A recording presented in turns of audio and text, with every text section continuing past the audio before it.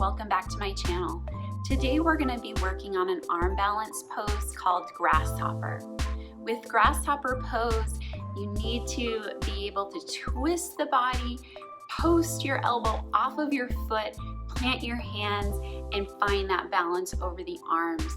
So I would highly recommend before practicing this pose to have an active warming up practice so that your side body can be open, so getting some twisting poses in there, and then also warming up the wrists, the arms, the shoulders for that arm balance.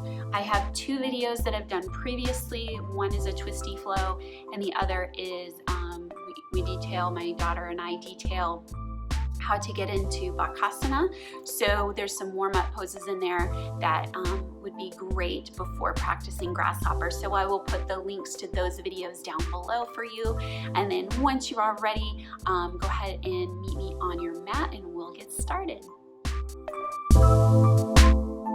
Now that you're all warmed up in your twists and in your arms, come back, stand up nice and tall. We're going to lift the right foot up. Give it a nice big squeeze. Stand up nice and tall. Get used to balancing on one leg. Actively flex the toes.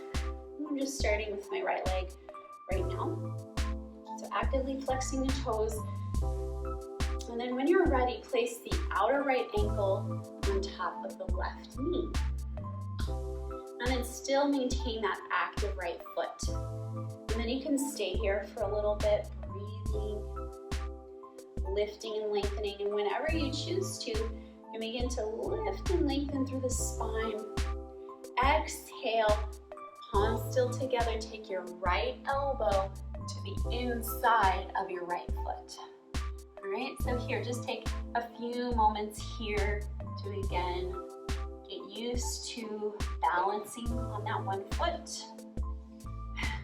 Trying not to tip over, keep pressing your palms together, dialing your thumbs towards your heart. And then if you want to, you can begin to move into your Grasshopper. So as I mentioned, Grasshopper is an arm balance pose, which means that we need to bring our arms down to the floor.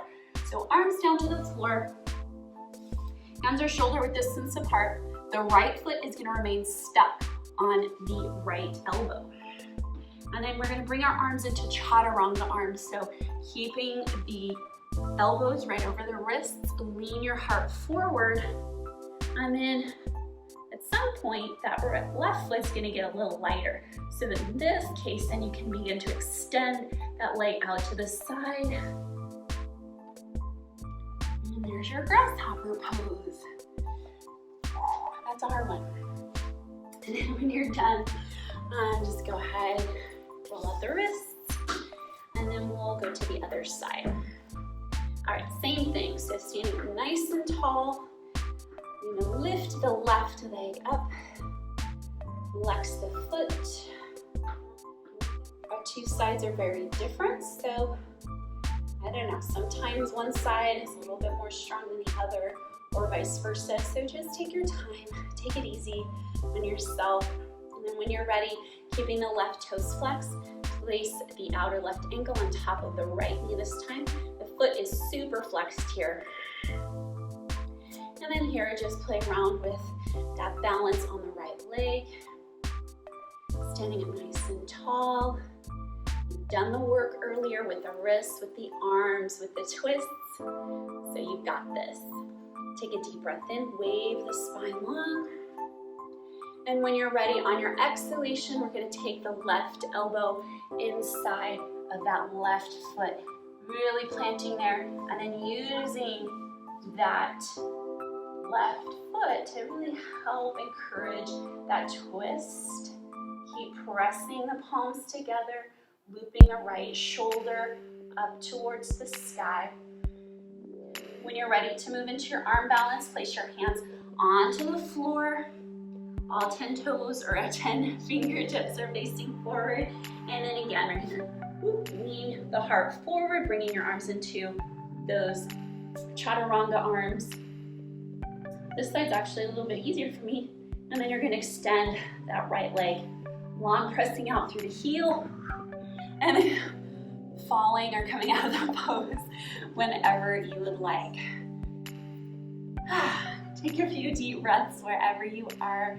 Practice this. That's what it is. It's practice makes perfect, or not even perfect, just practice makes easier, right? I'll show you another way to get into this pose. It's from seated. So you're going to come into your seated position, feet flat onto the floor, looping your hands behind your knees like you're going to go into a boat or Bakasana pose. You're going to take your right foot and bring the ankle to the left knee, just like you did before in your standing variation. And then here, take a breath in, wave the spine long. Exhale, find your twist to the left. Now you can see where this is going. It helps you practice that twisting. And then planting your hands. This one you need to create a little bit more momentum, but it's kind of a difficult variation just because in the standing variation your foot is already off of the floor. In this one you need to kind of lift it up, which can be challenging. But again, some different entries might resonate with you more than the standing variation. So I wanted to just present both to you, and you can try both and see which works best for you. So again, if you want to start on this side, come to seated. Ooh, I'm winded. Going to bring your hands behind the knees, lengthen through the spine. Take your outer left ankle to the top of your right knee. Keep your foot flexed and active.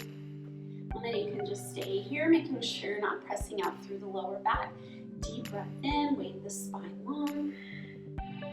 And then when you're ready, on your exhalation, take your left elbow inside of that left foot. And again, you're preparing for that grasshopper pose. Plant your hands. And then just lift up through that side body. My foot is already slipping, so I know that if I go up and lift up in my arm balance, I'm going to just slip right off. So I'm going to make sure that my elbow is really planted firmly inside of that foot. There we go, that's better. And then here, just leaning the heart forward, and whenever ready, extending through that leg. And then coming out of the pose. Ooh, take care of yourself, roll out the wrists. So those are two ways that you can get into your grasshopper pose.